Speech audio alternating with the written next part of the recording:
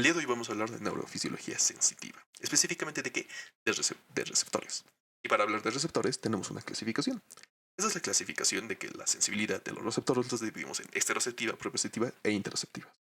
Esta clasificación tiene fundamento en la ubicación anatómica de los receptores. Exteroceptivas que están en la superficie del cuerpo. Propioceptivas que hace referencia a lo que el cuerpo percibe de sí mismo en relación a sus músculos y articulaciones. Y las interoceptivas, sensaciones que tiene el cuerpo, pero que nosotros no somos conscientes. En las exteroceptivas tenemos 5. Los mecanorreceptores o receptores que responden a estímulos mecánicos. A estímulos mecánicos. A estímulos mecánicos. Los termorreceptores que responden a estímulos de temperatura, o sea, a mayor energía, lo que conocemos como calor, y a menor energía, lo que conocemos como frío. Parece Celsius, calor y frío, para no confundir con Celsius y Fahrenheit. Nociceptores. Los nociceptores hacen referencias a receptores que responden a estímulos de dolor. ¿Okay? Nociceptores, dolor. Y dolor vamos a hablar en un siguiente video porque hay diferentes tipos de dolor.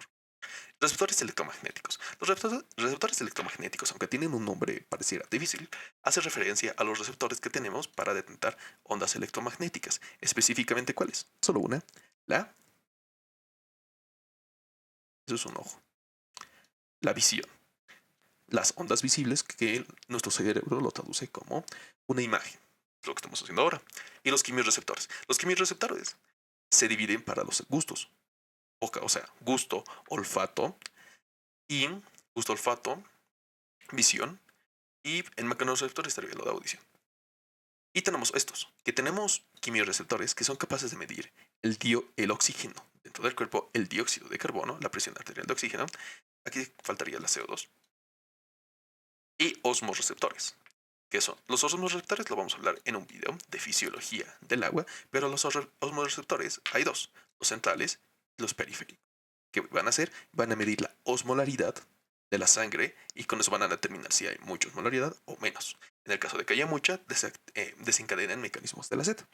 En propioceptivas, hablamos de las conscientes. Las conscientes hacen referencia a dos receptores, órganos tendinosos de Golgi y los usos neuromusculares, que hablan o hacen referencia a la posición del cuerpo en la que estamos literalmente nosotros. Ejemplo, yo ahorita estoy dando este repaso, clase, de sentado y soy consciente que está sentado porque siento el peso de mi cuerpo sobre la rama, sobre el isquion, siento la flexión de mis rodillas, siento la extensión de mis codos porque estoy apoyando en una mesa y siento la cabeza recta. Quería decir posaderas. Y las interoceptivas. Las interoceptivas son señales viscerales, o sea, que hace referencia a órganos. ¿Qué órganos? Podemos hablar de tracto gastrointestinal, podemos hablar de la sangre, bueno, no sangre, sino de las arterias, distensión de las arterias sería hablar de lo correcto, de pulmón, corazón y órganos que mandan una señal a su centro superior, que en este caso estaríamos hablando del hipotálamo, y del hipotálamo mandaría una respuesta efectora, pero respuestas motoras lo vamos a ver en otra clase. Y aquí pues un dato interesante, los pares craneales que tienen la capacidad de aferencia de sensibilidad interoceptiva o sensibilidad visceral o inconsciente son los pares craneales 9 y 10. ¿A través de qué?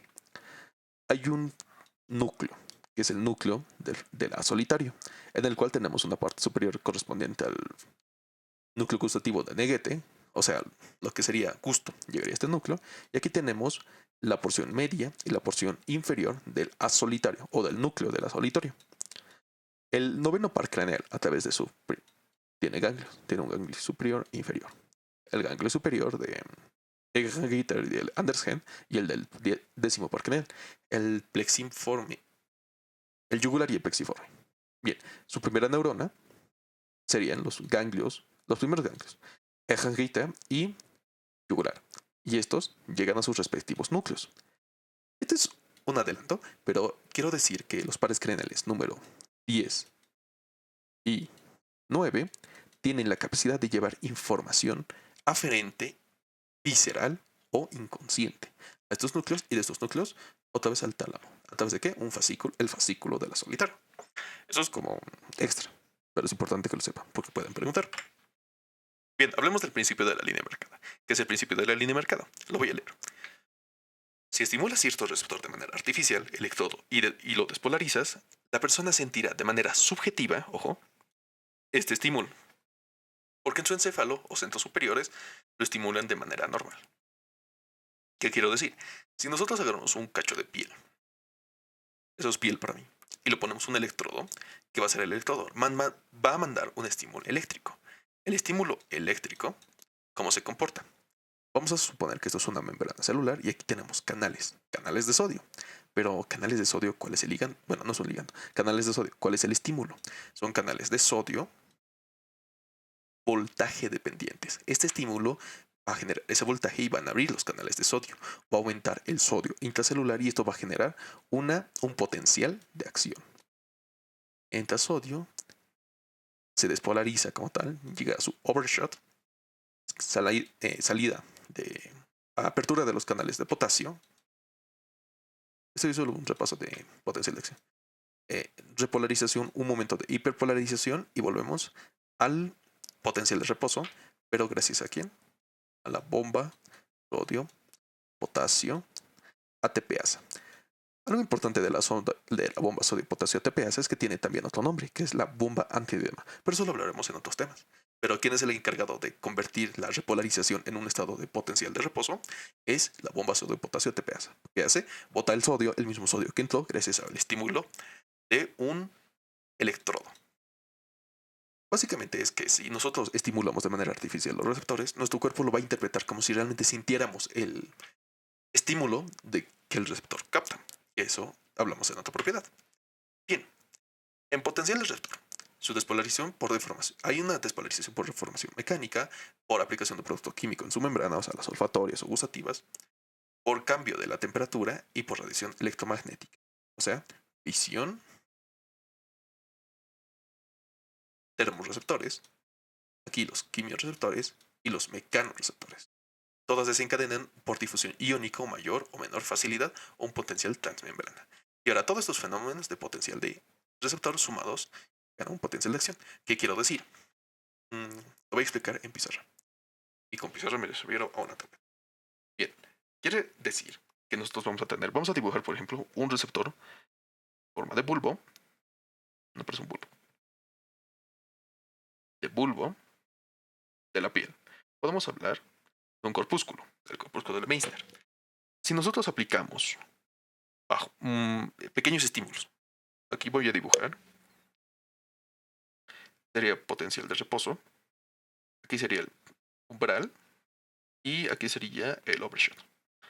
Bien, si nosotros hacemos pequeños estímulos aquí en nuestro receptor, llamamos a receptor o potencial de membrana a estímulos que generan una pequeña despolarización, pero no es una despolarización tan fuerte para sobrepasar el umbral de excitación.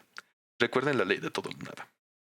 La ley de todo o nada nos habla de que para que se desencadene un potencial de acción, sí o sí tiene que superar al umbral de excitación. Es la ley de todo o nada. Si no pasa el umbral de excitación, el estímulo viene y muere. Viene y muere. Pero si el estímulo pasa el umbral de excitación, se despolariza y hay estímulo. Hay conducción nerviosa del estímulo. ¿Ok?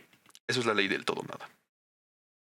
Bien, cuando hablamos de estimular un potencial de membrana, hablamos de estimular este receptor, pero de una manera ligera. Bien, esta manera ligera lo que va a hacer es que genera un estímulo, pero no llega al potencial de acción y no hay una respuesta. Pero si nosotros hacemos un estímulo muy fuerte, bueno, no tan fuerte, lo que sentimos en el día a día, lo que va a pasar es que va a haber un potencial de acción. Va a superar el umbral de excitación, sube, baja, hiperpolarización y vuelve. Y ahora podemos seguir repitiendo, volvemos a hacer otro estímulo fuerte y lo que va a generar es lo mismo. Y así sucesivamente. A esto nos referimos con el potencial de membrana. O sea, el potencial de membrana es lo que hacemos en el receptor, pero que no pase del umbral de excitación. Y una vez que pasa del umbral de excitación, lo llamamos potencial de acción. Ahora, ¿a qué nos referimos con la diapositiva? Todas desencadenan una difusión iónica. ¿Por qué? Porque la... bueno, no explico eso. ¿Por qué? Aquí vamos a dibujar una membrana celular. Bueno, no tengo que apurarnos. Igual voy a editar esto en postproducción. Que nos vamos a dar el tiempo.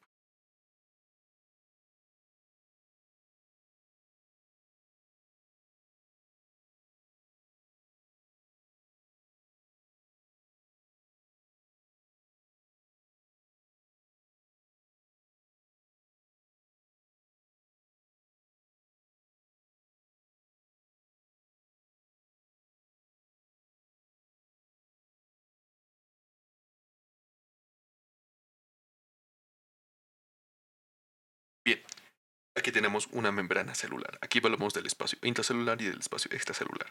¿Qué es lo que pasa con el estímulo o con el potencial de membrana? Esto es un corpúsculo de Meissner. Corpúsculo de Meissner. Su función. Su función es de capacidad táctil fina o táctil epicrítica. Lo que hacemos nosotros, tocamos algo y genera una deformación mecánica de la membrana. La membrana va a ser una deformación mecánica y esto va a abrir a canales de sodio dependientes de una estimulación mecánica. ¿Y qué va a hacer? De otro color. El sodio va a entrar. Pero no entra una gran cantidad de sodio. Este sodio que está entrando es lo que representaría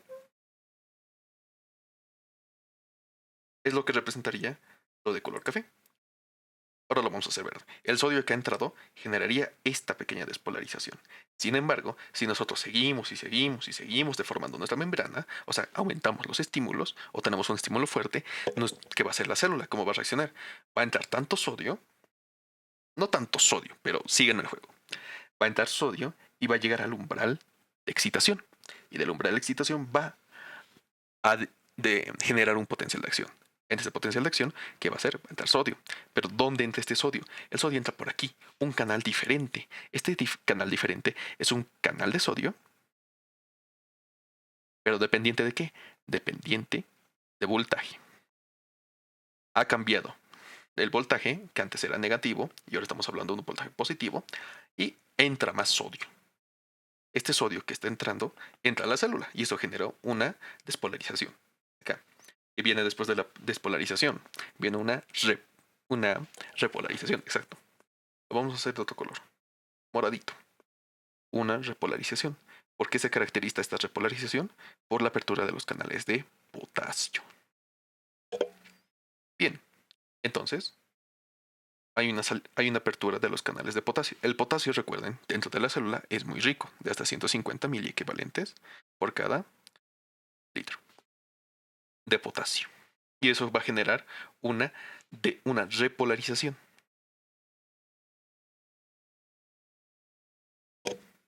Y luego volvemos, baja demasiado y genera una hiperpolarización. Pero ¿quién corrige esta hiperpolarización? Una, una bomba muy importante que posiblemente ya la haya escuchado mucho. Es la bomba sodio-potasio ATP-ASA, la Salena 32K. ATP-ASA. ¿Qué dice? Salena 32K, que salen 3 de sodio y meten 2 de potasio. O en sus respectivos colores, salen 3 de sodio y meten 2 de potasio. 2 de calio. Y de esta forma, el sodio que entró para excitar nuestra célula sale y el potasio que salió vuelve a entrar. Bien, esto, como dato curioso, la bomba sodio-potasio ATPasa también se le conoce como la bomba antiedema. Esto lo vamos a hablar en fisiología renal, no es importante por el momento en neurofisiología. Y volvemos al potencial de reposo. Ok, ¿qué era el potencial? ¿Qué era el potencial de membrana? El potencial de membrana lo que era son los pequeños estímulos que, sumados en tiempo o en espacio, pueden generar un potencial de acción. ¿Por qué se caracterizan? Porque este potencial de membrana ocurre solo en una pequeña porción de membrana, mientras que el potencial de acción viaja por toda una célula. Porque también se caracteriza, sumados generan un potencial de acción. Y el potencial de membrana no es no es por sí solo lo suficientemente fuerte para desencadenar un potencial de acción. Eso son las características del potencial de membrana. O sea, en resumidas cuentas, la idea en síntesis, un potencial de membrana puede generar una despolarización o un potencial de acción. Y ya, eso es lo importante que tienes que saber. Bien, volvemos a las diapos.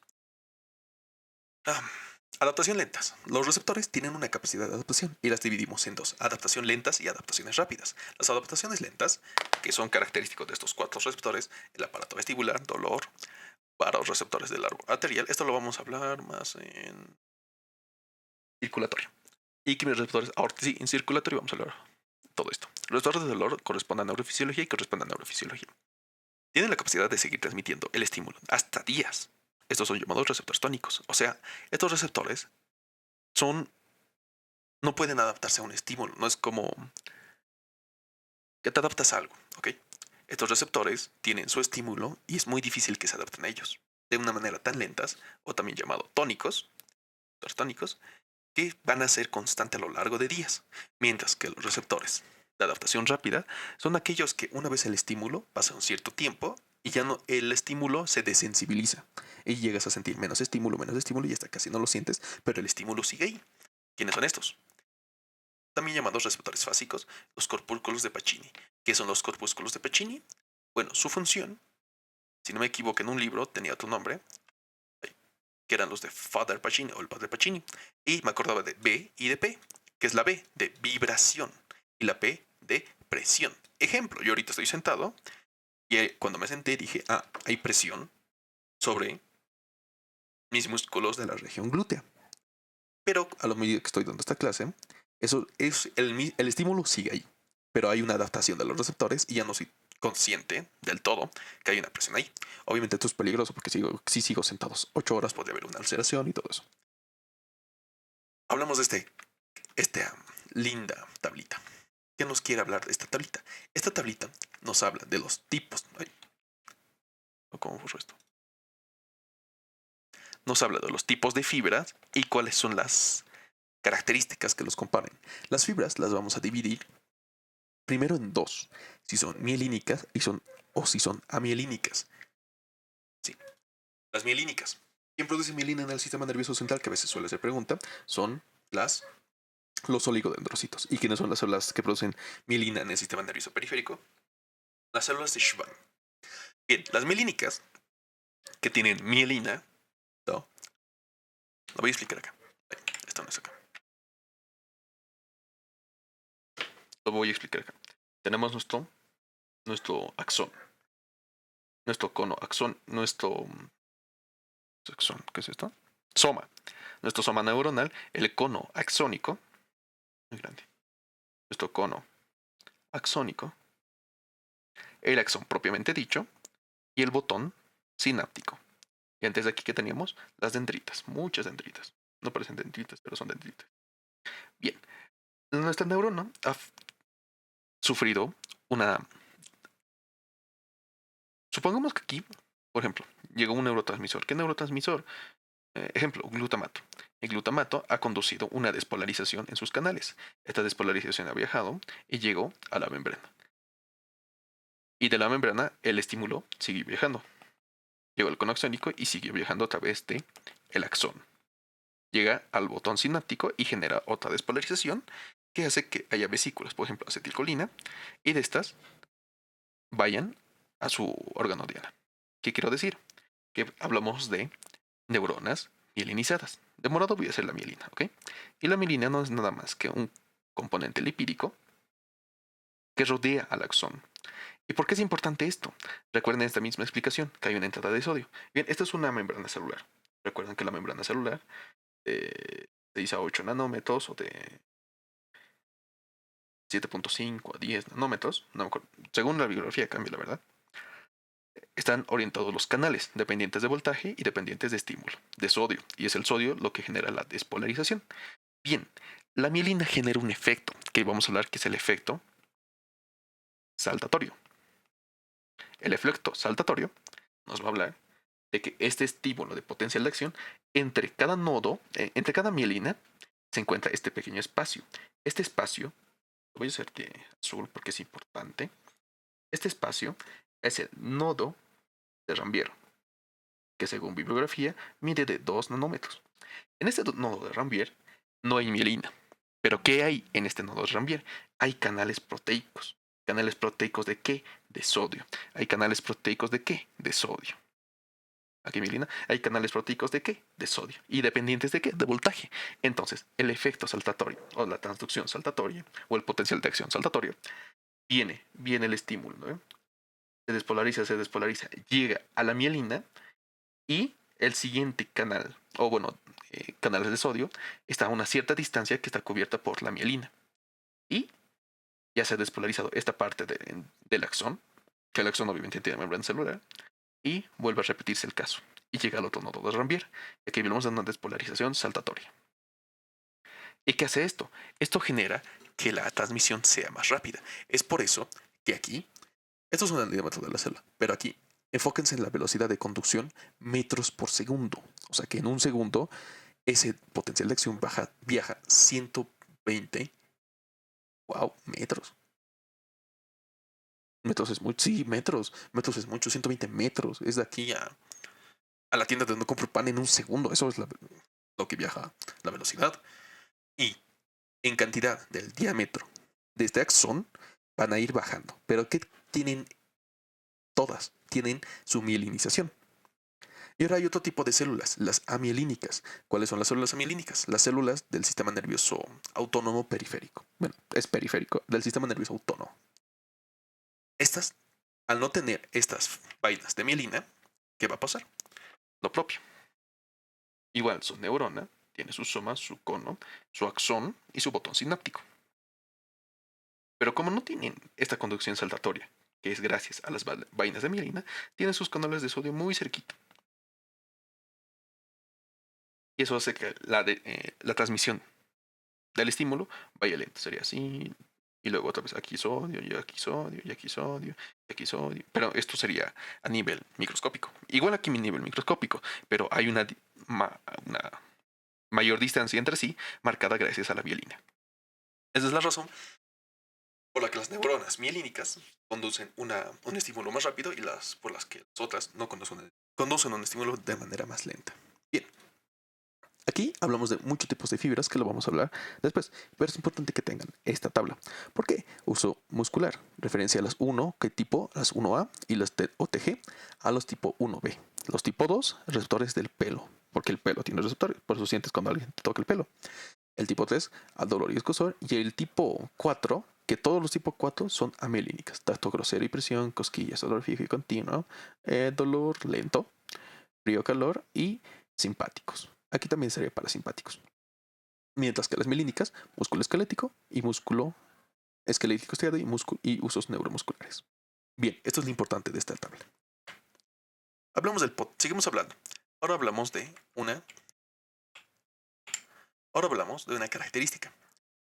Aquí podemos ver dermatomas. Los dermatomas son secciones. Son secciones de la médula espinal y cada sección, C2, C3, C4, C5, T1, C6, C7, C8, T1, T2, tienen una determinada zona de inervación somática sensitiva en el cuerpo. Esto no es específico, no es como lo que vemos en la imagen. Esto puede cambiar y puede ser variable. Pero existe un patrón ahí. Veamos. Aquí, varias neuronas se suman para transmitir el mismo estímulo. 5 centímetros son el campo del receptor. Aquí tenemos un conjunto de receptores, por ejemplo, en el dermatoma C5 a nivel del hombro, en su cara anterior. Y aquí tenemos otros grupos de neuronas que transmiten. Por ejemplo, si aquí estimulamos, posiblemente el receptor, su primera neurona, llegue a C5, que tiene un radio de 5 centímetros. Pero si aquí estimulamos, estamos hablando entre C5 y T1, y va a llegar a su dermatoma correspondiente. Pero estos son lugares del cuerpo que tienen poca densidad de receptores, donde sí tenemos muchos receptores y es muy fuerte el estímulo. Palmas de las manos, gusto, genitales. Sí, esos tres. Ahí hay una gran cantidad de receptores. Y ahí, lo que es el campo receptor, que en otras zonas del cuerpo es de 5 centímetros, en estos puede ser de 1 a 2 milímetros de distancia. Hay una práctica en la cátedra que lo que hace, bueno, en mis tiempos, era el año pasado. El año pasado, lo que hacíamos era hacer una cuadrícula en la mano y estimulábamos con una pluma. Y ahí la diferencia de estímulo era de 12 milímetros. Pero hacíamos esa misma tabla. en el cuello, o sea, nos rayábamos y el estímulo era aproximadamente de cada 2 centímetros. ¿Qué quiere decir? Que en las palmas de las manos y en general en las manos hay una densidad neuronal tan amplia, bueno, una densidad de receptores y neuronas tan amplia, no neuronas, una densidad de receptores y dendritas y axones neuronales tan amplia, porque las neuronas se encuentran aquí, en el sistema nervioso central y en los ganglios, el soma como tal, el axón si se cuenta por acá, una gran densidad de receptores que es capaz de diferenciar los estímulos en pequeños campos o en pequeñas áreas de 1 o 2 milímetros de distancia. Pero hay otros lugares donde hay poca densidad de receptores que podemos diferenciar el estímulo cada 5 centímetros, cada 3 centímetros. Eso es lo importante de este esquema y quiero que lo entiendan. Bien, ahora sí, para hablar de un estímulo puede haber dos tipos. Una sumación espacial y una sumación temporal. La sumación espacial, lo voy a explicar aquí en pizarrita antes de explicar con la imagen, es... Y ya, bonito no está neurona, pero lo vamos a borrar. Una simulación espacial se refiere al espacio, o sea, al contexto donde están todas las neuronas. Y aquí vamos a dibujar un árbol dendrítico. Aquí vamos a dibujar la dendrita, el axón, el conoxónico. Perdón, el soma, el conoxónico, el axón y el botón sináptico. Y todo esto lo multiplicamos. Bien. Hay sinapsis, hay tipos de sinapsis. Hay sinapsis axosomáticas, hay sinapsis axodendríticas y hay sinapsis del axón, axónicas. Ahí están los tres tipos de sinapsis en el ser humano. Hay más tipos de sinapsis, sí, dentro de dendrítica, soma axónica, todo eso, pero son mamíferos, ¿ok? Nosotros somos mamíferos, pero no es muy presente en el ser humano. En el ser humano hablamos de sinapsis axosomáticas, axodendríticas y axónicas. Bien. Si hablamos de un estímulo, todos van a transmitir un estímulo al mismo tiempo. Pues son diferentes neuronas. Neurona 1, neurona 2 y neurona 3. Y esta es nuestra neurona aferente, que luego va a ser efectora. Neurona 4. La neurona 1 está haciendo una despolarización de canales de voltaje o por estímulo de neurotransmisores aquí a la membrana del axón. La neurona 2 está haciendo una transmisión de neurotransmisores a las dendritas de la neurona 4. Y aquí está estimulando a la al axón de la neurona número 4, que van a generar todos estos. Van a generar lo mismo que vimos aquí. Los estímulos, que ya por sí solo pueden generar un potencial de acción solos, están siendo sumados porque son diferentes neuronas. Y entonces, ¿qué va a generar? Que el umbral sea mucho más antes y genere un estímulo mucho más rápido. A eso se refiere con sumación espacial. Y hay otro tipo, que es es lo mismo que vemos en la imagen. Diferentes neuronas llegan al soma de una neurona, la despolarizan. Hay una despolarización muy rápida, así al momento, y esto genera otra despolarización. Y lo que yo expliqué, que aquí convergencia de múltiples fuentes, una neurona 1, 2 y 3, y aquí sería la 4. Esta es la sumación espacial. Y hay otra, la sumación temporal. Aquí nos hace referencia al tiempo. ¿Sería parecido a esto? Más o menos. Solo que tenemos que eliminar algo. Eliminamos la neurona 3 y la neurona 2. Y aquí, ¿qué tenemos? La neurona efectora va a soltar muchos estímulos. Pongamos que aquí tiene muchas vesículas de acetilcolina. Sí, acetilcolina. La acetilcolina es muy constante y luego vamos a dar un tipo muy bueno. Acetilcolina. Pero supongamos que entre estas tres moléculas de acetilcolina hay un desfase de tiempo de un microsegundo, un nanosegundo, un tiempo muy pequeño. Hablamos de un nanosegundo y un nanosegundo. Bien, este estímulo va a llegar a la neurona, va a pasar un nanosegundo, va a llegar otra vez a la neurona y va a pasar otro nanosegundo y va a llegar a la neurona. Y entonces va a pasar exactamente lo mismo, pero esta vez en tiempo. Va a llegar el primer estímulo y hay un potencial de acción, pero sería el primer estímulo, una ventana de un nanosegundo, el segundo estímulo, una ventana del tercer nanosegundo y hay una ventana de despolarización o de excitación. A eso se refiere la sumación temporal. Bien, seguimos hablando. Apagamos tablet. Bien, a eso se refiere con potencial de receptor en una sumación temporal y en una sumación espacial. Y algo muy bonito aquí, circuitos reverberantes. Los circuitos reverberantes son muy preguntados y es clave que lo entiendas. Un circuito reverberante no es nada más que un circuito que se autoexcita a sí mismo. Tengan acá, la entrada genera una despolarización, llega al soma y va por osaxón, pero osaxón puede tener una prolongación que vuelva al soma, a su propio soma, y vuelve a excitar. Y aquí genera un círculo vicioso, un feedback positivo, un sistema de retroalimentación positiva o un circuito reverberante. Y hay tipos, hay tipo A, B, C, D. Este es sencillo, una neurona, otra neurona. Pero hay otros tipos. Una neurona que despolariza otra neurona y esta neurona, miren, tiene dos axones. Uno va a despolarizar una tercera neurona que tiene otros dos axones, pero esta va a despolarizar una cuarta neurona que tiene dos axones para despolarizar a la neurona número 2 y a la neurona número 1. Luego hay una tercera que aquí es exactamente lo mismo, pero con más neuronas, pero hay un sistema de otras neuronas de inhibición. ¿Cuáles son los neurotransmisores de la inhibición? Podemos hablar de la glicina o del del ácido gamma aminobutírico o GABA, que suele preguntar. Y esto es importante, ojo, ahorita lo voy a explicar. Y el cuarto, que es un circuito reverberante muy complejo, esto parece ya una autopista. ¿Dónde vemos este circuito reverberante? No recuerdo que en el libro de Guyton lo mencionen, sin embargo, hay una conexión sináptica que hice en mi cerebro y este circuito reverberante tiene un lugar anatómico donde se lo explica. ¿Y dónde se lo explica? En la médula espinal. En la médula espinal hay unos fascículos que son los fascículos propios de la médula espinal, tautómeras, hecatómeras, que lo que generan es que una zona neuronal,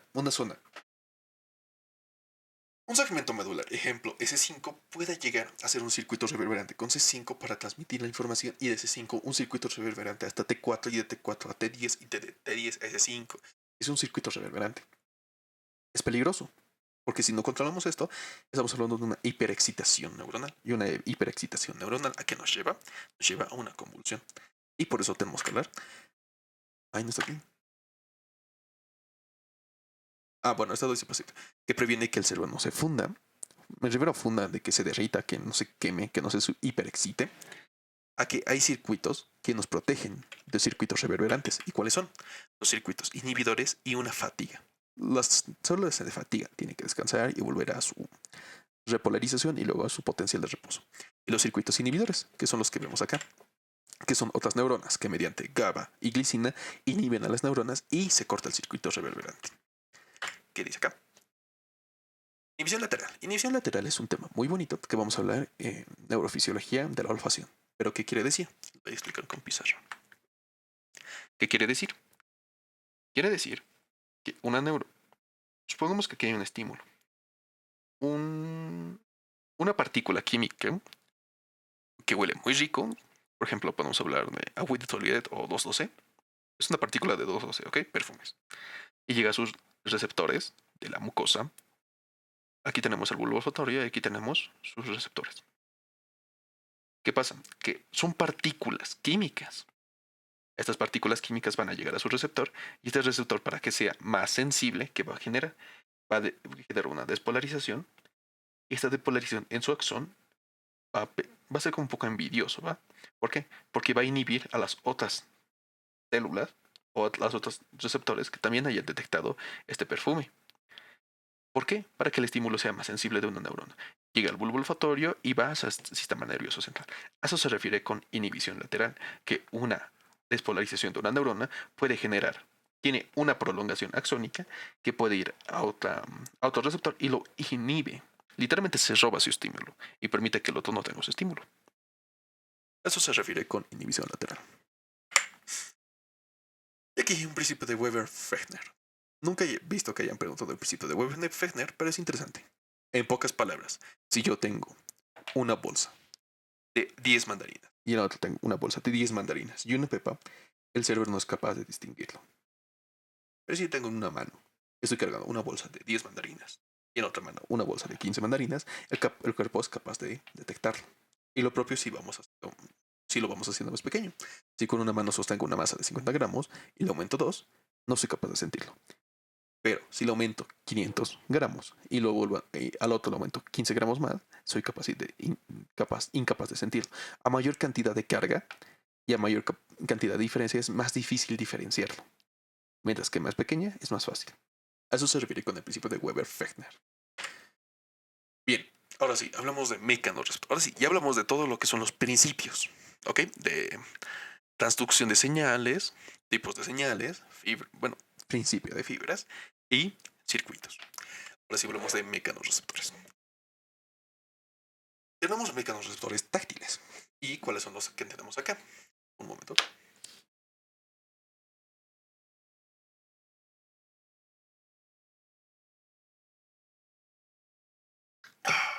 Ahora sí. Tenemos mecanorreceptores táctiles. ¿Cuáles son? TNL. Así lo abrevio yo para terminaciones nerviosas libres. ¿Qué hacen las terminaciones nerviosas libres? Son receptores del dolor. Terminaciones pulvares, los discos de Merkel.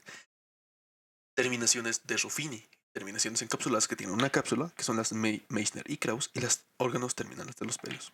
Aquí les voy a dar un pro tip muy bueno que siempre me ha funcionado y espero que los funcionen porque este tipo de cosas preguntan y para que no se olviden. Meissner, Father Pacini, Ruffini, Krauss. ¿Quién más? Sí, los más importantes. O sea, literalmente estos son los 4 más importantes y los 4 más preguntados. Dame un momento.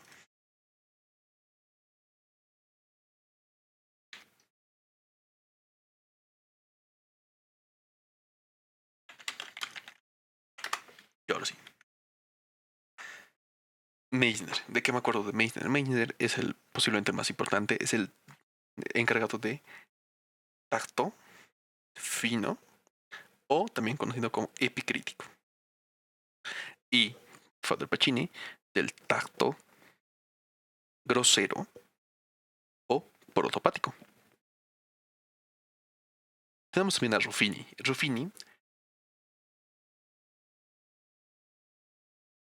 Ruffini nos hace referencia a receptores que detectan calor y Krauss que detectan el frío. O sea, ¿cómo te acuerdas de esto? Bueno, Meissner es importante, siempre es tacto fino. Lo demás es tacto grosero, excepto Ruffini y Krauss, que son termorreceptores. Estos termorreceptores, Ruffini, calor y Krauss, frío. Bien, Ruffini, ¿qué hace? Ruffini, y no sé por qué me acuerdo de esto, pero en Profes había un método que era el método de Ruffini para. Ni me acuerdo para qué. Solo me acuerdo que Ruffini es matemática y en la matemática te hace pensar y pensar te genera calor. Solo me acuerdo de eso. Y de Krauss, frío, me recuerdo de Jack Krauser, el villano de R4, que aparece en un ambiente frío y poco climático. Solo me acuerdo de eso. ¿Ok? Me sirve, ha preguntado en final y créanme que sirve acordarse. Bien.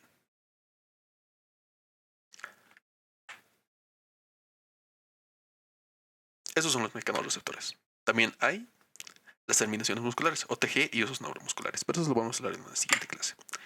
También tenemos mecanorreceptores del oído, acústicos de la cóclea, vestibulares y de la presión arterial. ¿Por qué? Porque hay una deformación mecánica y estos son los baroreceptores que detectan presión. Aórticos y carotídeos. Aórticos que van por el 10º par craneal y carotídeos que van por el 9º par craneal. Termorreceptores. Aquí hablamos del frío y del calor. Del frío, hablando de Krauss y del calor de Ruffini. Nociceptores. Ya hablamos de las terminaciones nerviosas libres.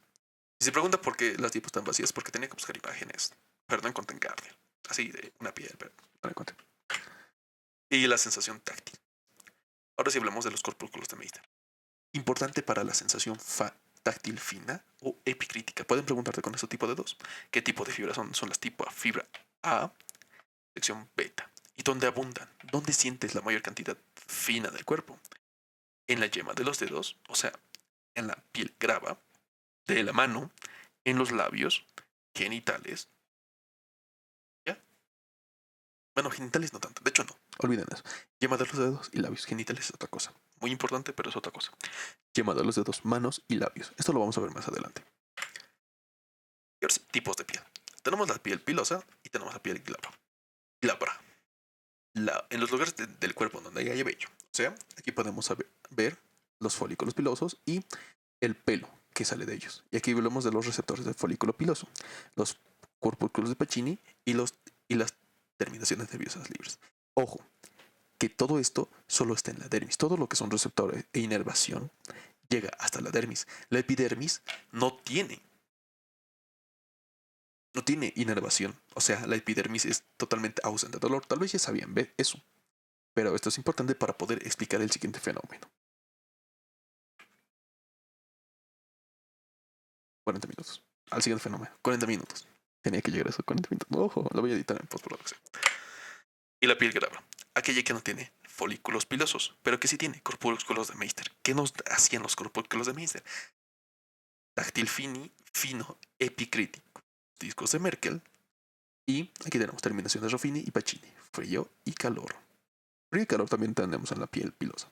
Porque igual sentimos terminaciones nerviosas libres en la epidermis. Perdón, en la dermis y en la en la epidermis las tenemos totalmente libres. O sea, ausencia de dolor. Bien, aquí es una pequeña tablita resumiendo los tipos de fibras. Según su clasificación general, tenemos las tipo A y las tipo C. Y las tipo A son las de con mielina y las C sin mielina. Sin con C, ¿no? Y las tipo A se dividen en cuatro. Alfa 1, alfa, beta, gamma y delta. Las alfa en alfa 1 y alfa 2. O sea, usos neuromusculares y órganos sanguíneos de Golgi. Las beta y las gamma por alguna razón los junta y son de grupo 2. Mayoría de los restos táctil cutáneos aislados y determinación en ramillete de los corpúsculos de Meister. Los delta son para fibras de temperatura, tacto grosero, escosor, fascículo, espinotálamo y candela. Es importante. Pero, un momento. Y las tipo C, que son las fibras postganglionares del sistema autónomo y dolor, picor, temperatura y tacto grosero. Estos dos son importantes. Ahorita les voy a explicar. Sensación táctil, corpúsculos de Meister. Táctil fina, ya explicamos esto. Tipo alfa beta de 30 a 70 metros por segundo y hablamos yema de los dedos y los labios. O sea, aquí, yema de los dedos y los labios. Los receptores de folículo piloso, igual, son tipo alfa del tipo beta, pero estos son del táctil protopática o grosera. Es importante diferenciar que los discos de Merkel y los de Meissner, perdón, los de Meissner y los de Merkel y los de bueno, es importante reconocer que los corpúsculos de Meissner son táctil fino epicrítico. Esto va a tener una importancia porque después vamos a hablar que tiene una vía especial, mientras que lo protopático o grosero tiene otra vía destinada. Discos de Merkel se agrupan en órganos llamados cúpula de higo. Esto es un dato random, pero tal vez pueden preguntar. Táctil protopático grosera. Y los de folículo piloso, igual, protopático grosera.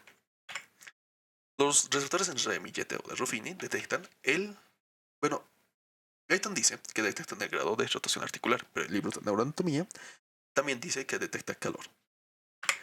Los de Fater-Pacini, aquí está muy importante, Fater-Pacini, vibración y presión. Cosquillo y picor. Cosquillo y picor es interesante. Dicen que son tipo C, amielínicas, pero también, recuérdense, cosquillo y picor es muy parecido a protopático, o sea, función táctil protopática o grosera. Lo del de cosquillo y picor no es un táctil fino, eso es importante. Y ahora sí, lo que tenía que explicar. La fisiología solo te va a hablar de dos sistemas, de cómo llega esos estímulos al sistema nervioso central. Estos dos sistemas son el cordón anterolateral y el cordón posterior. El cordón posterior, que van a recordar posterior, porque lleva la táctil fina epicrítica, también se le llama el sistema de la columna dorsal, posterior o dorsal, o el sistema del lemnisco medial, porque el lemnisco medial lo vamos a explicar. Y luego tenemos el sistema anterolateral, que quiero que vean que el sistema columna dorsal puede ser mucho más rápido que el sistema anterolateral.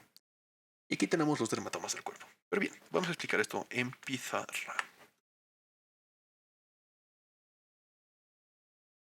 Vamos a hablar de la vía táctil fina epicrítica. Pero que con quién también. Ahí no se ve. La táctil fina epicrítica. La táctil fina epicrítica es importante, sí. Pero ¿con quién? ¿Quién es su hermano? Son la propiocepción, propiocepción consciente.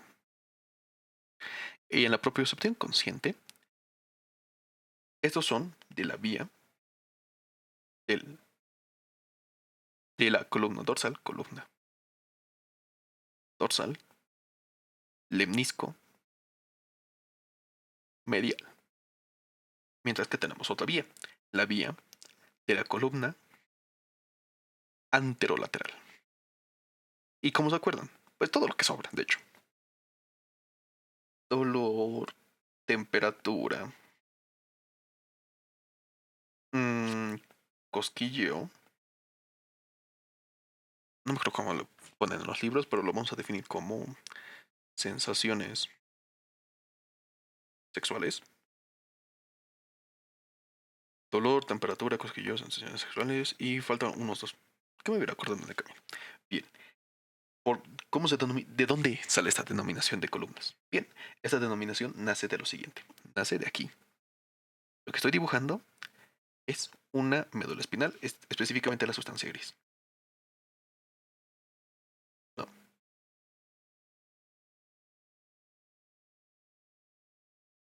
Cisura anterior para su arteria espinal anterior. Esto sería una médula espinal. La médula espinal se compone de dos cosas en su histología. La sustancia gris. Esto es la sustancia gris en forma de alas de mariposa. ¿Y qué es la sustancia gris? Aquí están los somas. Somas, o sea, cuerpos de las neuronas. Y una sustancia blanca. La sustancia blanca está compuesto por las fibras de estos somas. Aquí hay fibra, fibra, fibra, fibra, fibra, fibra, fibra, fibra, fibra, fibra, fibra, fibra, fibra, fibra, fibra, fibra, fibra, fibra, fibra. Y ahora, ¿por qué hay esa denominación? Bueno, ¿por qué hay ese color? Gris y blanco. Blanco porque recuerden que las prolongaciones de las neuronas tienen mielina. Y la mielina le da ese color blanquito. Mientras que el color gris de la médula espinal es porque carecen de mielina, ¿ok? Aquí todo eso carece de mielina. Luego, la médula espinal, vamos a hablar de esto, es rápido porque es importante que lo sepan. La médula espinal puede tener otras astas. Bueno, la médula espinal primero tiene astas anteriores o ventrales y astas posteriores o dorsales. Esto es anterior, ¿ok? Anterior y esto es posterior. Bien, puede haber una tercera asta, que son las astas laterales, pero las astas laterales solo son propias de los segmentos medulares de T1 a L2 y de S2 a S3. O sea, el sistema nervioso simpático, yo lo simpático siempre lo hago de este color y nunca falla. Lo simpático y lo parasimpático.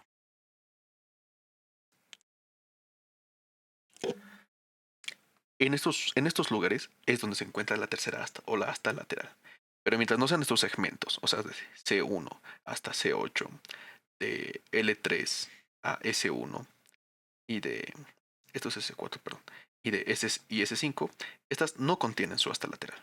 Bien, dato curioso y dato importante. Bien, ¿de dónde viene esa denominación de columna? Bien, las columnas hacen referencia a la sustancia blanca. ¿Por qué? Aquí hay una cisura, la cisura anterior y la cisura posterior, que es por donde, respectivamente, entran las fibras y respectivamente por donde salen las fibras. Y lo motor siempre lo hago de morado y lo sensitivo siempre lo hago de verde. No sé, técnicas de estudio, ¿ok? Sentidos, van de verde. Bien, cuando hablamos de columna dorsal lemniscomedial, aquí hay algo importante, que se compone por neuronas y por células satelitales, que es el ganglio raquídeo o ganglio espinal. El ganglio raquídeo o ganglio espinal se conecta con el asta posterior y de aquí sale. Bueno, ahorita les explico. Y de aquí lo propio. Son fibras motoras y estas dos se unen. Y de aquí, los nervios mixtos siempre lo hago de café. Nace por aquí y nace por acá. Y aquí.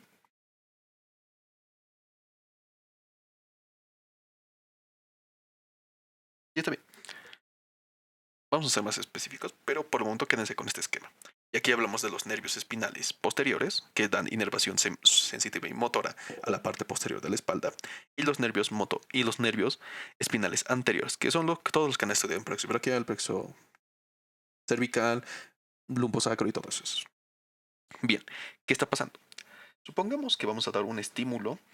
Bueno, supongamos que estamos estimulando la mano. Aproximadamente estamos estimulando la palma de la mano. O sea, dermatoma C7. C7. C7. Viene su estímulo. Estamos con una pluma, ¿ok? Viene el estímulo, viene por su nervio espinal anterior, viene, y llega a su primera neurona. ¿Cuál es la primera neurona? Cuando me refiero a primera neurona, piensen, vean esto. Aquí llega, despolariza, y aquí se encuentra la primera neurona de la vía del lemisco medial, columna dorsal. Y de aquí sale otra neurona. Esta neurona viene,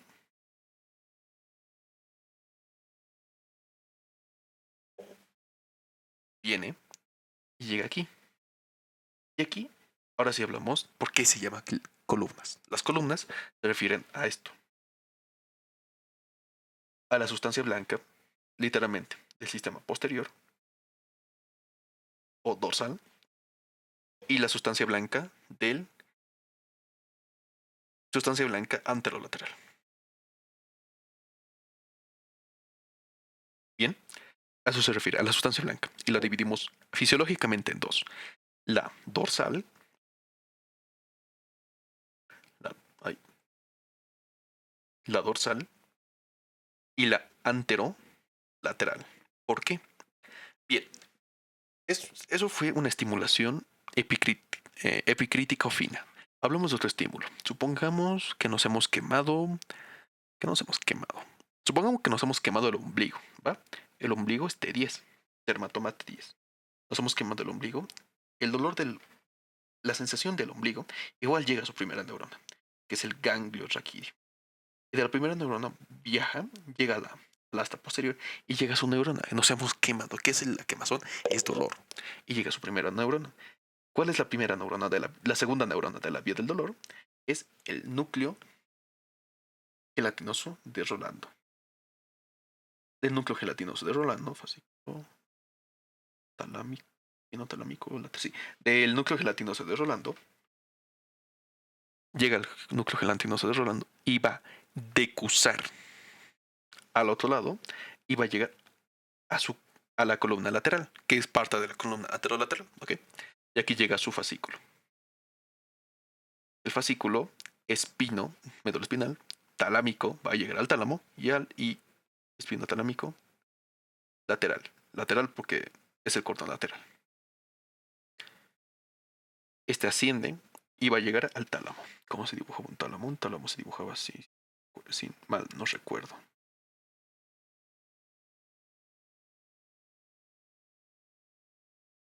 Estoy mostrando las pizarras, ¿no? Sí. Ya.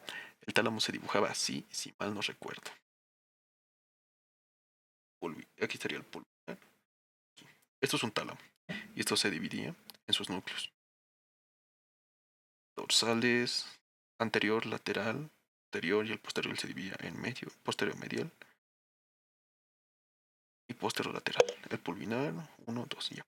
Este es el tálamo. Es la representación esquemática más fiel de un tálamo. Llega al tálamo, específicamente a qué lugar? Al núcleo talámico posterolateral. Al núcleo talámico ventral posterolateral. Ahí está, ventral posterolateral. Porque esto es ventral y esto es dorsal. Ya me acuerdo. Al núcleo ventral posterolateral y de aquí va a llegar al cerebro. ¿Ok? Eso con la vía del dolor. Pero el componente de la columna anterolateral, ¿qué más tiene?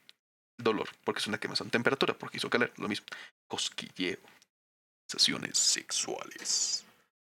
Bien, hablemos, por ejemplo.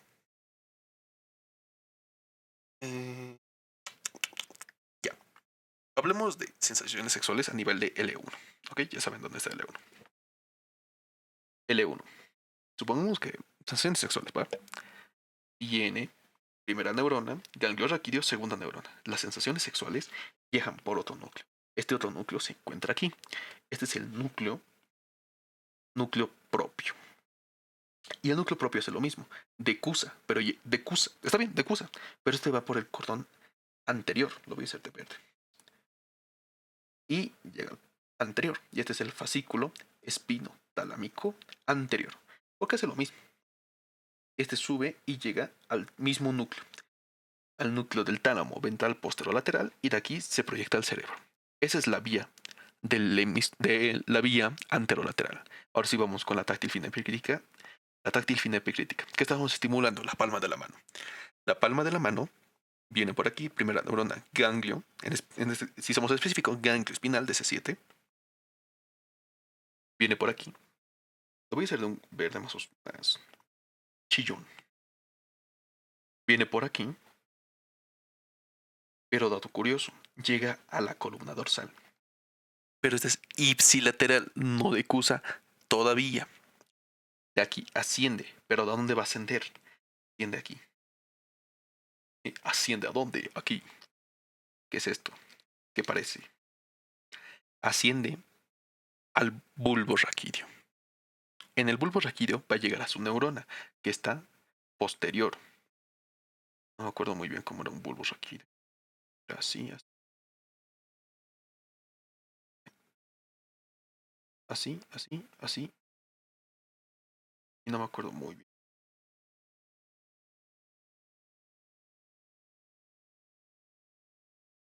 Corte superior del bulbo raquídeo y cuando está iniciando el cuarto ventrículo. Bien, aquí hay unos núcleos muy especiales. 1, 2, que son el mismo, que sí, 4, que son el mismo. Aquí hablamos del núcleo cuneiforme o de Burdag. Parecerá anatomía esto, y de hecho lo es, pero esto te van a preguntar. Este verde no era un verde oscuro. Cuneiforme o epónimo de Burdag y el delgado o grácil. ¿De quién? De Gaulle. Grácil.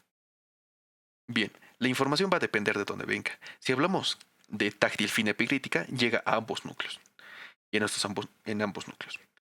Pero si estamos hablando de la posición de la rodilla está entre L3 y L4. Bien, si hablamos de la posición de la rodilla, porque también es propioceptiva consciente, nuestra rodilla está flexionada. Mi rodilla está flexionada. También va a ser el mismo viaje. Viene,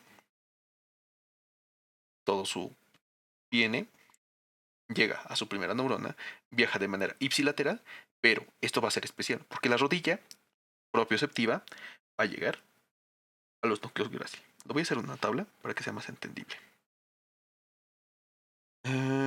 Táctil, fino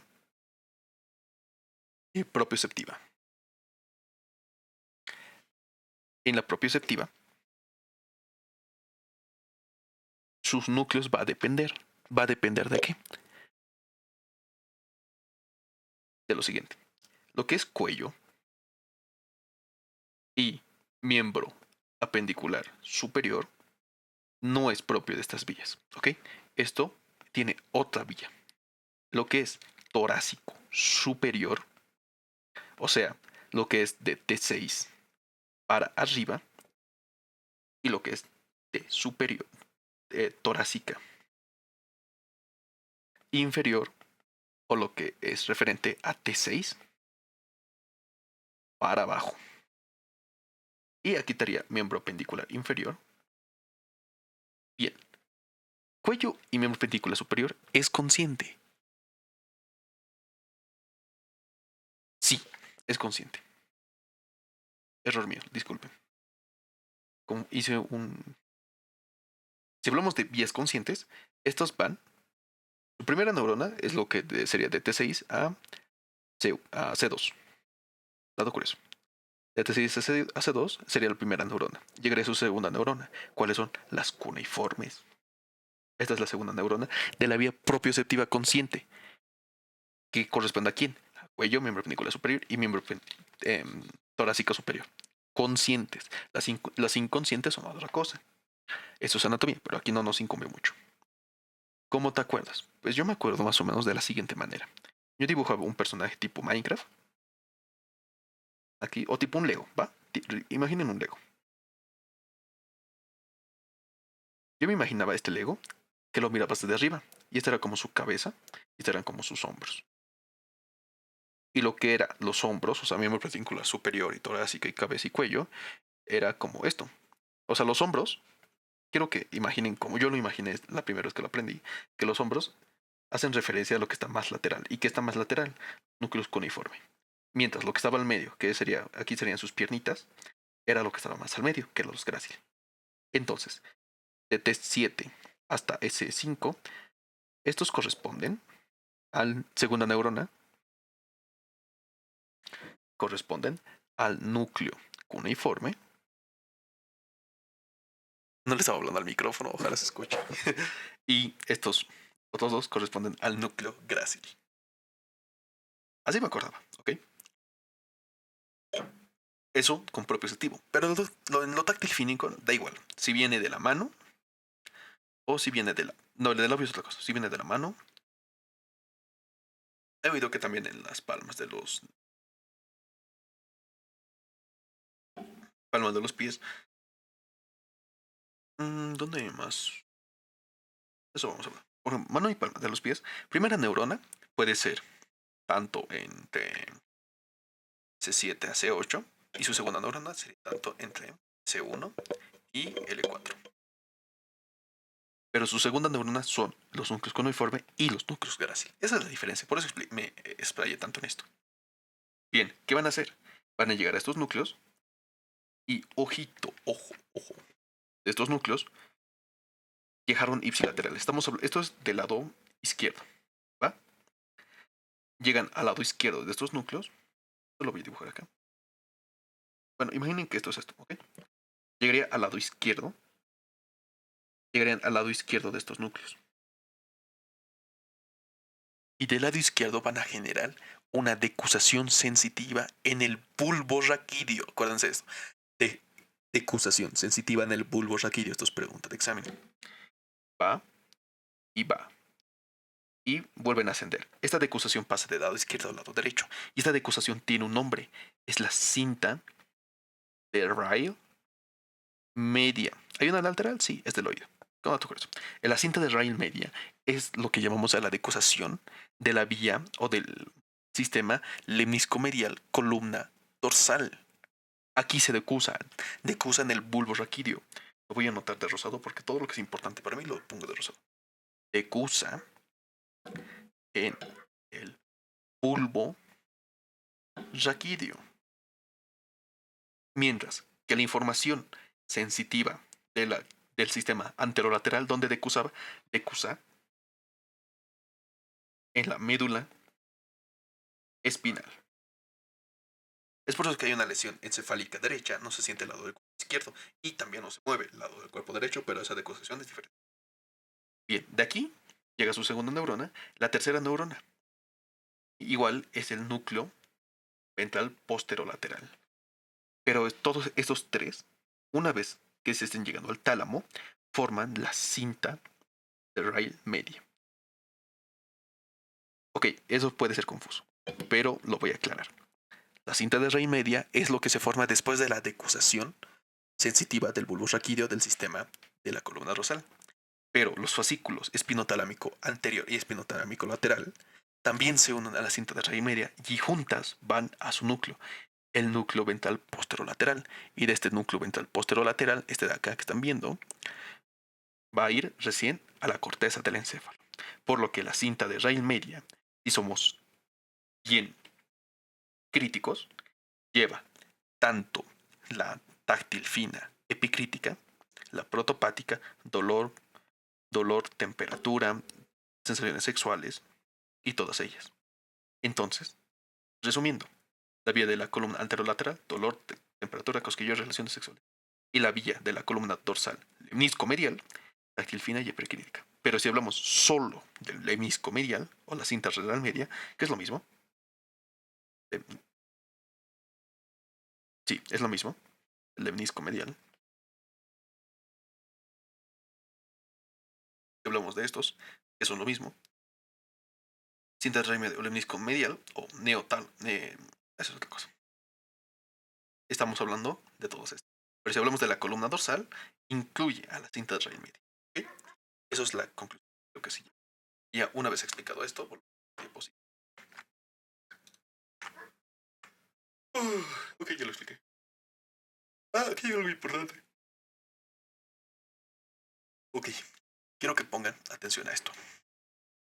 Esto es la sustancia gris de la médula espinal. La sustancia gris Yo la aprendí. Primero la aprendemos todos. Todos la aprendemos. Por sus núcleos. Núcleo gelatino de Rolando, propio, basal externo de bacteriol, basal interno o basal externo o basal interno o torácico posterior de bacterio o de la columna del de columna vesicular de Clerk. ¿Ok?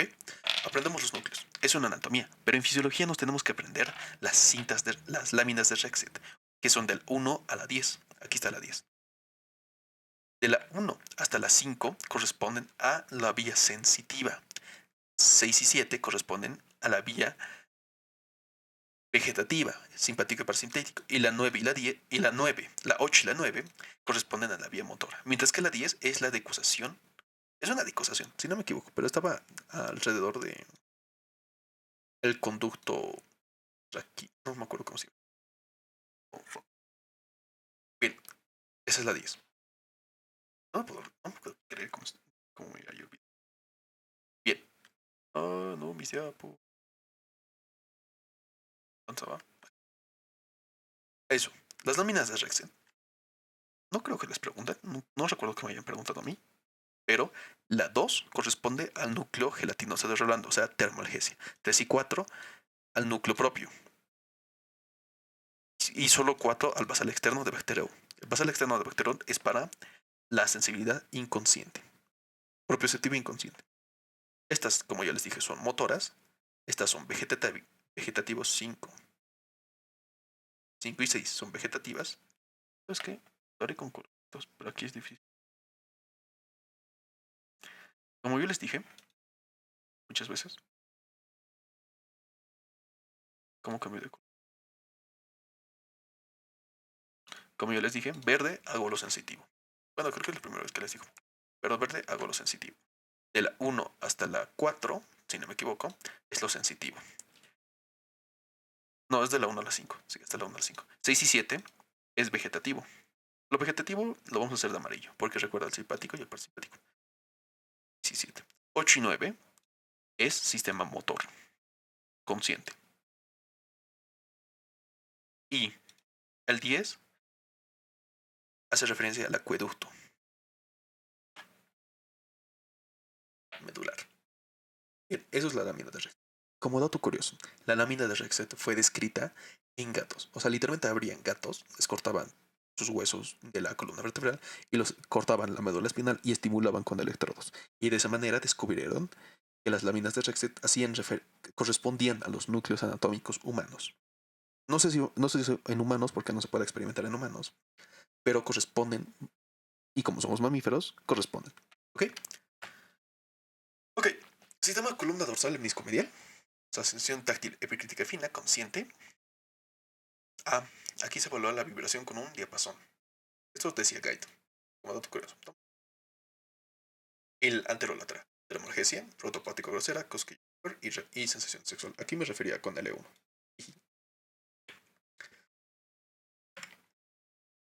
¿Por qué la fisiología refiere a esta clasificación? O sea, las láminas de Rexet, que ya les dije que lo descubrió el señor Rexet en gatos. Este es un gato. Para mí es un gato. Luego le subo una foto de mi gato espantado. Bien, lo que hacía el señor Rexet. No les van a preguntar esto, pero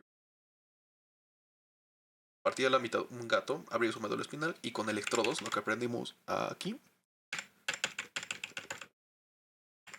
lo que aprendimos en principio de la línea marcada, o sea, con una estimulación artificial, lo que hacía era estimular la médula espinal de este gato y esto se detectaba en su cerebro y sentía frío, calor, dolor, todo eso.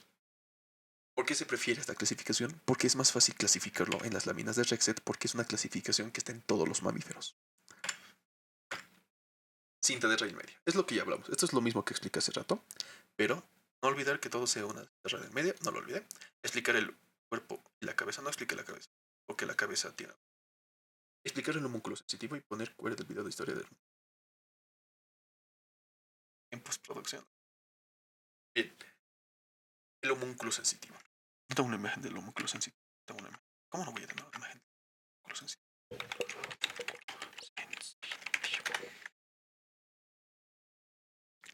Bien, ya hice un video para Mission Brain sobre eso. El homúnculo sensitivo no es nada más que la representación gráfica de un pequeño hombre, eso es el homúnculo. Copiar imagen. Descartar.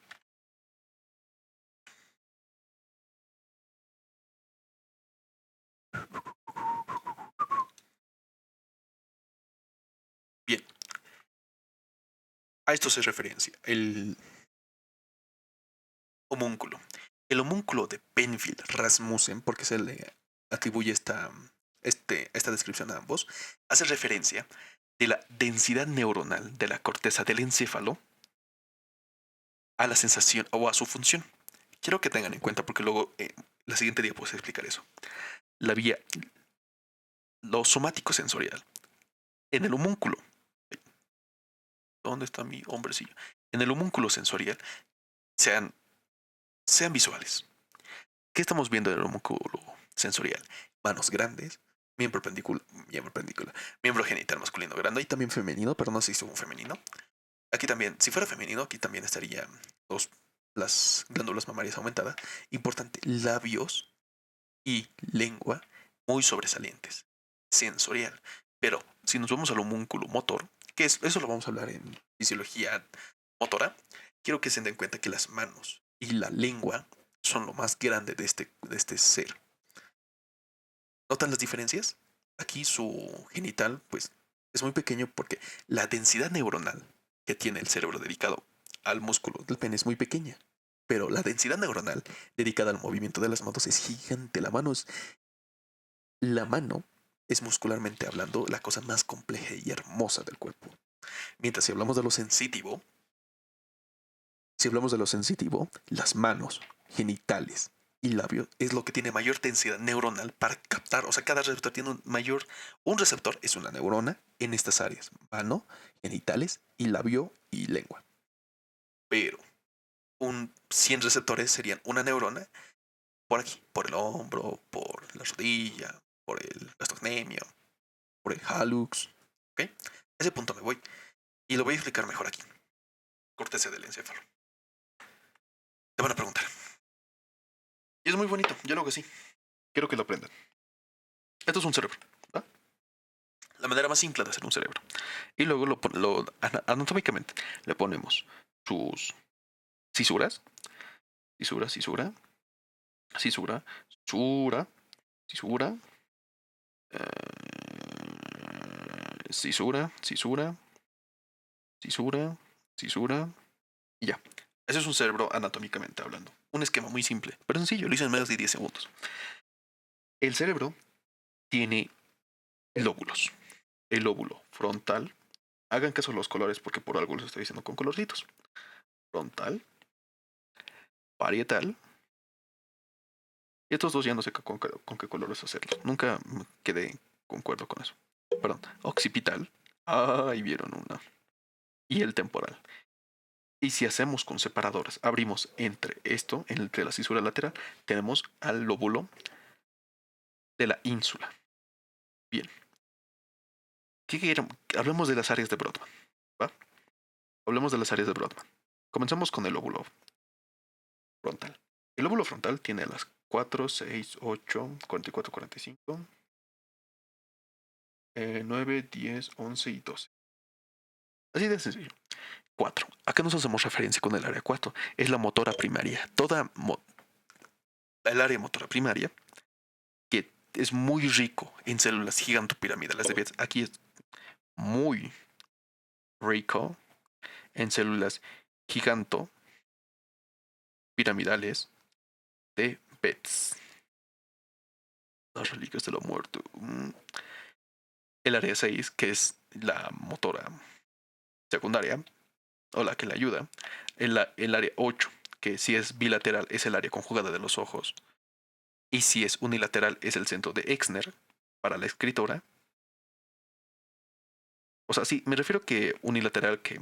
Ejemplo, ustedes han oído que si yo soy... De nacimiento soy zurdo, pero actualmente soy diestro. Si de nacimiento fue más fácil en lo zurdo, lo más seguro es que mi centro de la escritura sea en el lado izquierdo, en el lado derecho. Pero ahorita estoy escribiendo con la mano derecha. Mi centro de Exner está del lado izquierdo. Y eso es lo interesante de las neurociencias, pero que no me voy a explicar, que no lo voy a explicar ahorita, lo voy a explicar en un futuro.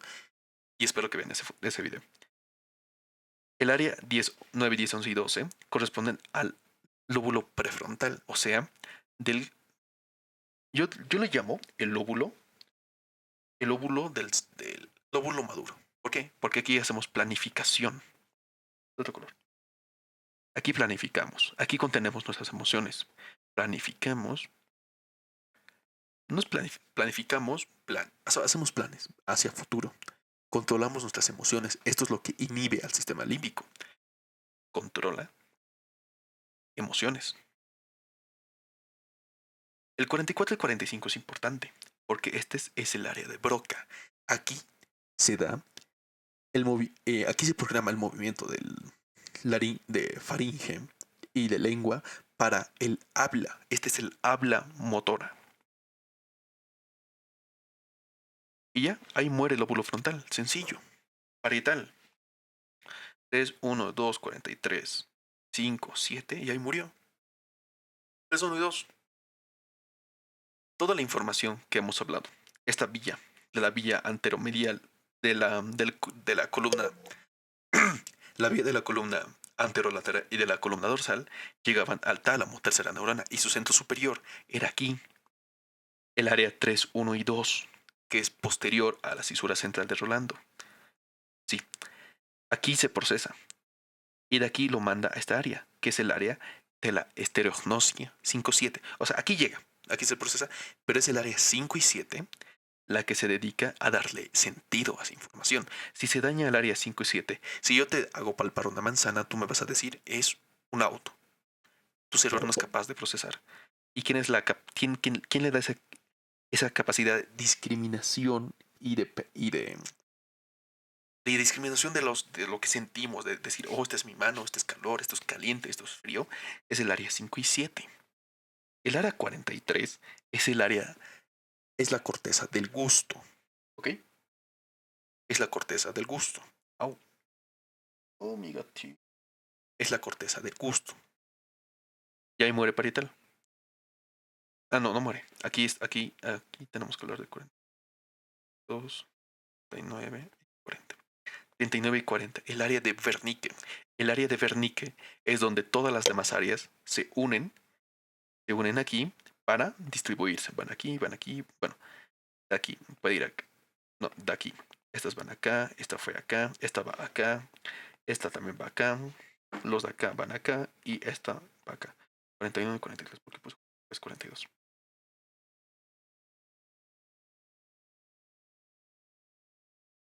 Y 42.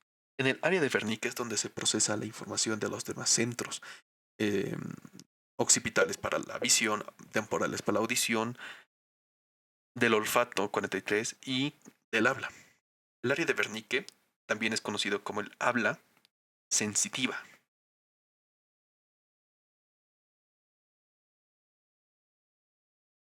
Ahora sí, ahí termino temporal. Vamos con...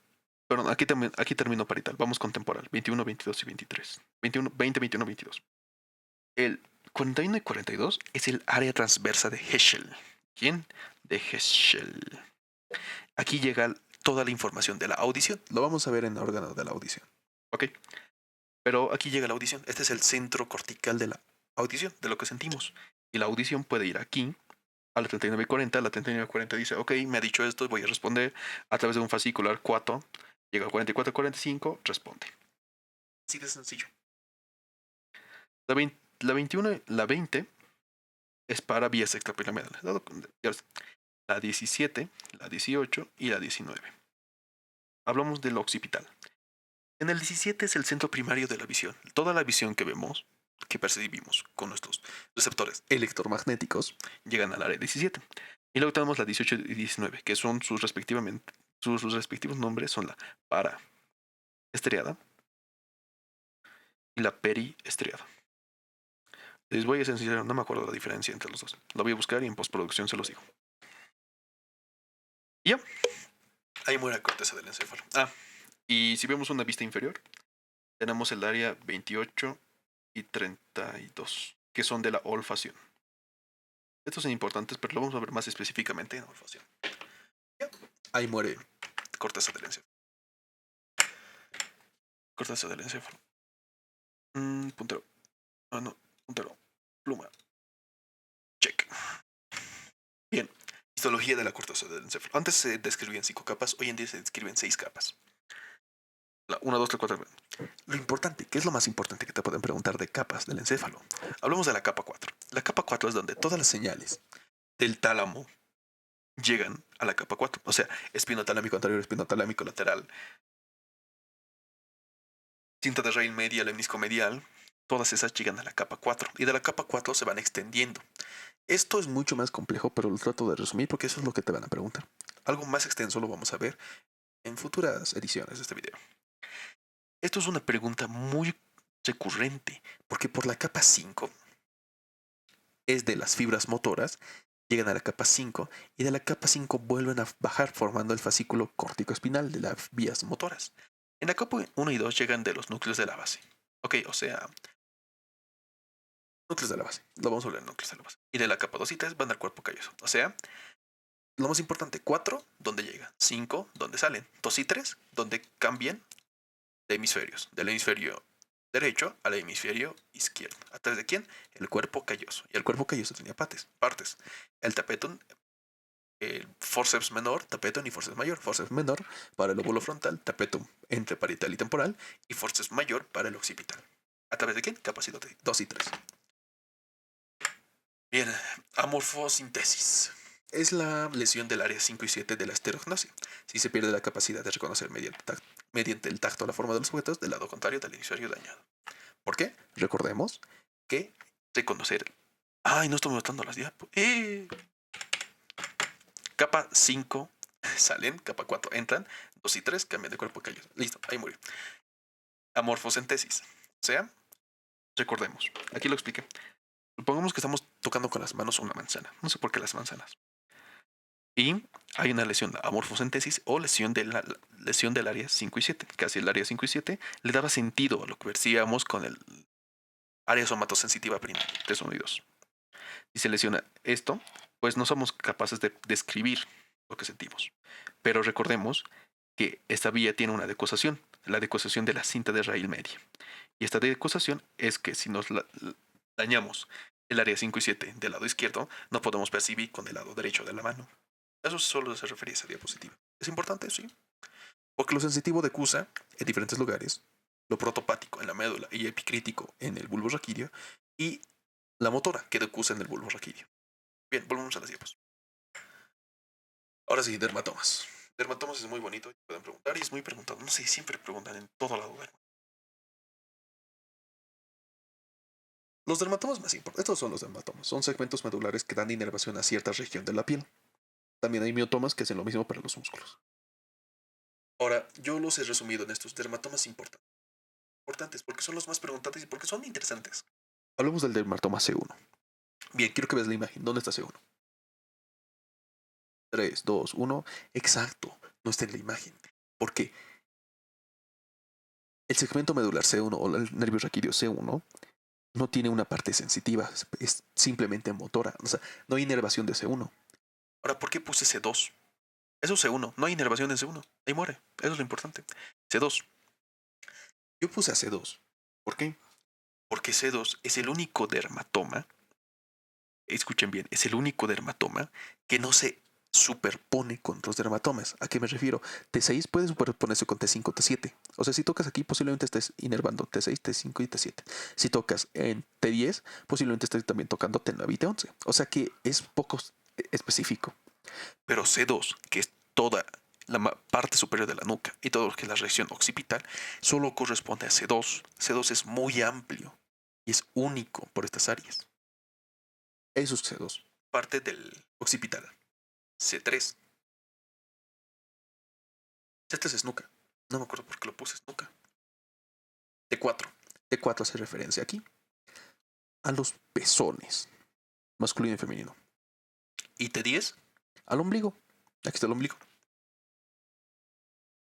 Y posiblemente si te lo preguntan. S5 hace referencia a la región perianal, al ano y al surco glúteo. Y ya. Estos son los dermatomas más importantes que te pueden preguntar. La siguiente clase va a ser de neurofisiología del dolor. Bien, espero que les haya gustado la clase. Realmente me esforcé haciéndolo así, pues leyendo las bibliografías, recordando. Me esforcé. Espero que les guste la clase. Denle apoyo. Es muy importante para mí, la verdad. Y les deseo lo mejor en su examen. Que les vaya excelente. Y eso. Chao, chao.